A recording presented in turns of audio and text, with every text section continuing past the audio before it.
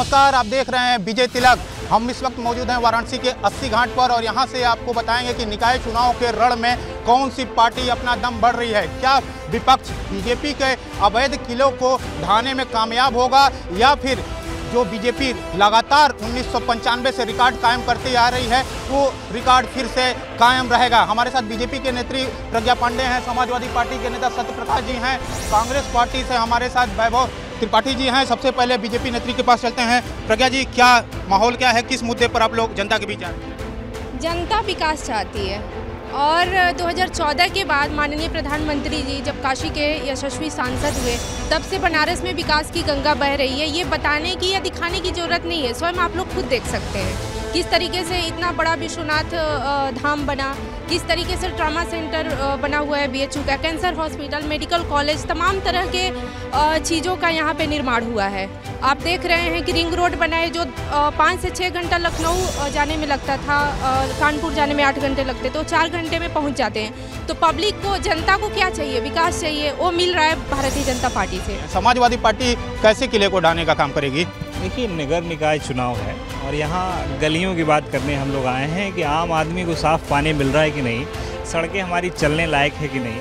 हम जाम के जाम में झूठ रहे हैं बनारस में। अभी मैं आया, अपनी गाड़ी छोड़ गया 1 किलोमीटर पैदल से, ठीक है। तो ज़मीनी मुद्दों का चुनाव है, मुझे लगता है उसी बात होनी चाहिए। ये मंदिर वंदिर ठीक है, आस्था का विषय है, वो सारी चीज़ों पर टीका टिप्पणी नहीं, लेकिन आम जनमानस को चाहिए। नगर निकाय में ना हम पार्षद चुनने जा रहे हैं, मेयर चुनने जा रहे हैं, जिसमें जनता के हित की बात होनी है कि उनके घर में साफ़ पानी पहुँच रहा है कि नहीं, सफाई हो रही है कि नहीं, और जो गंदगियों का अंबार है हम उस पर चर्चा करने की बात हो रही है। और बनारस के मेयर की बात हो रही है, तो ये अभी समीकरण देखने को मिल गया, किसका नाम चला फिर काट के किसे दिया गया, इस समीकरणों का खेल है। और मुझे लगता है कि बनारस इस बार समाजवादी पार्टी अपना परचम लहराने जा रही है। हमारे साथ कांग्रेस नेता भी हैं। वैभव जी, किस मुद्दे को लेकर आप लोग जनता के बीच जा रहे हैं?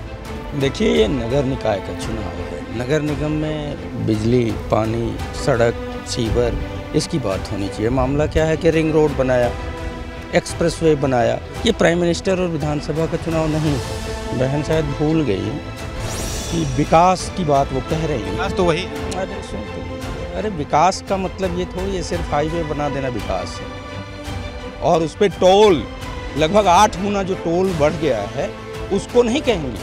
आपने बताया रिंग रोड बन गया, एक्सप्रेस वे बन गया, लेकिन 8 गुना टोल बढ़ गया। सुन लीजिए, अब जो निकाय की बात कर रहे हैं, नगरीय निकाय, नगर निगम की बात कर लें कि यहाँ जो मेन रोड है, मेन रोड तो ठीक है, लेकिन आप बगल में चले जाइए, यहीं 80 का वार्ड देख लीजिए, गली को देख लीजिए, टूटी हुई गलियां हैं, सीवर ओवरफ्लो हो रहा है। नगर निगम के जस्ट पीछे शिवपुरमा चले जाइए, ना पानी की व्यवस्था है, न सीवर की व्यवस्था है। पानी में सीवर का पानी मिला हुआ मिलता है, गरीब आदमी को स्वास्थ्य की व्यवस्थाएं नहीं मिल पा रही हैं। आज नमो घाट देखिए, वहाँ भी एक विकास का हुआ। और ये जो भाई साहब गैस सिलेंडर की बात कर रहे हैं, तो हम पहले भी इनके भी राज्य में देखे कि गैस सिलेंडर हम लोग भी 1100 रुपये में लेते थे और फिर भी हम लोग को कमी रहता था। ये 9 सिलेंडर मिलता था, 1 साल में 3 सिलेंडर 9 मिला, नहीं झूठ नहीं है, 9 मिलता था। बाकी लोग महिलाएं मिट्टी तेल नहीं मिल पाती थी, बहुत कठिनता से। आज की स्थिति में नहीं, 1 सेकंड आप रुक जाइए, आप बोलने दीजिए। हम लोग महिलाएं, हम लोग झेले हैं गैस के लिए। और उसके बाद भी गैस सिलेंडर नहीं मिलता था, 20 दिन बाद नंबर नहीं, अरे नहीं, और उसके बाद 20 दिन बाद नंबर लगता था। उसके बाद कितना दिन स्टोव पे बनाए मिली आपको उस सहूलियत में। आज घर में आकर के पूछ, नहीं 1200 में है, नहीं 1100 में 1200 मिल रहा है, लेकिन हम लोग को घर आके भी पहुंच जा रहा है, हम लोग को नंबर। सत्यप्रकाश, सहूलियत दिख रही है किस तरह से?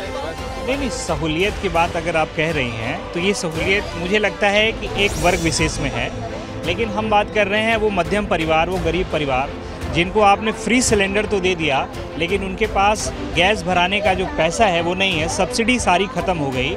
इन सब मुद्दों पे भी तो महिलाओं को मुझे लगता है बोलना चाहिए। आपकी बात मैं मान सकता हूँ कि हो सकता है सहूलियतें बड़ी हैं, लेकिन जिस सिलेंडर का दाम 400 होता था आज वो 1200 हो गया। इस पर भी तो मुझे लगता है इनको खुल के बोलना चाहिए कि महंगाई है, इसको स्वीकार से नकारा नहीं जा सकता। हमारे साथ कवि भी मौजूद हैं, बद्री विशाल जी, कुछ कविता रखे हैं इस चुनाव को लेकर, क्या कहेंगे? लगातार महंगाई और विकास।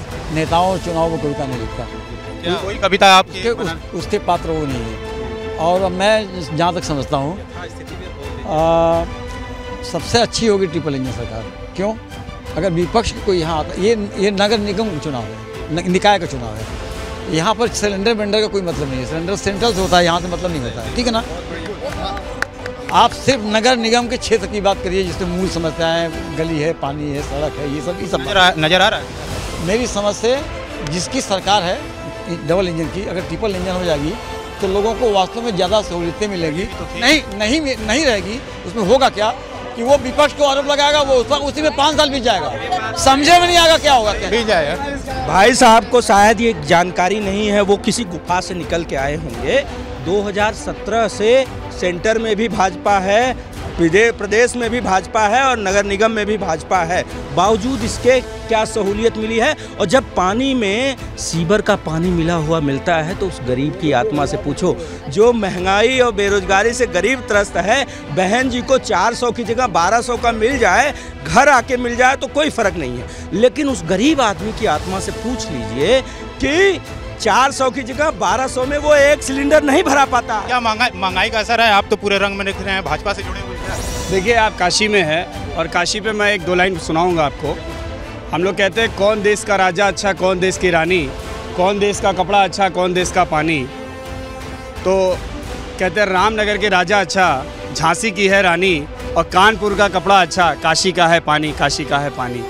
आप यही काशी की माँ गंगा के तट पे खड़े हैं और जो महंगाई, बेरोजगारी या अन्य मुद्दों की बात कर रहे हैं, क्योंकि विपक्ष के पास कोई न मुद्दा है न कोई चेहरा है। अभी समाजवादी पार्टी की जो बहुत बड़ी बात हो रही है नगर निगम में, इनके अध्यक्ष के साथ क्या हुआ, इनके कार्यकर्ताओं ने किस प्रकार उसका चरित्र हरण किया, इनके अध्यक्ष का कितने तरीके से, कितनी भाषाओं से सुशोभित किया, उनको इज्जत बख्शी, ये पूरी देश के मीडिया ने दिखाया। मिट्टी भी है जहाँ की पारस, उस शहर का नाम है बनारस। भाई साहब, हम लोग को गर्व होता है आज कि हम बनारस में पैदा हुए।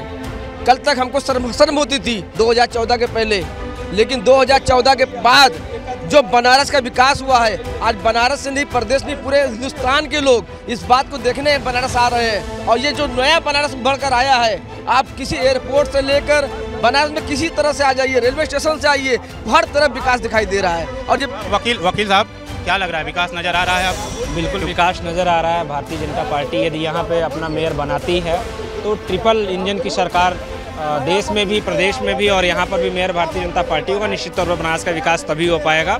समाजवादी पार्टी के गुंडों से भी राहत मिलेगी बनारस को। जो निकाय चुनाव है वो होता ही लोकल मुद्दों पे है।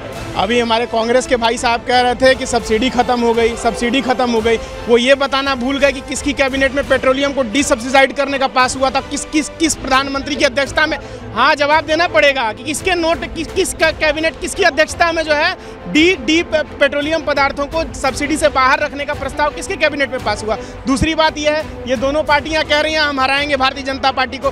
100 के 100 वार्डों में इनके प्रत्याशी नहीं मिल रहे हैं। जनता की राय, जिनका साफ कहना है कि बीजेपी विकास के मुद्दे पर जनता के बीच जा रही है, तो वहीं विपक्ष द्वारा आरोप लगाया जा रहा है कि बीजेपी का विकास छलावा है। अब देखने वाली बात होगी कि जनता बीजेपी के सर रिकॉर्ड का ताज पहनाती है या विपक्ष बीजेपी के जो किले को, अवैध किले को ढाने में कामयाब होता है। अब हम चलते हैं मेरठ की मवाना सीट से, जहां पर हमारे सहयोगी सनु शर्मा आपको बताएंगे वहां पर जनता का मूड क्या है।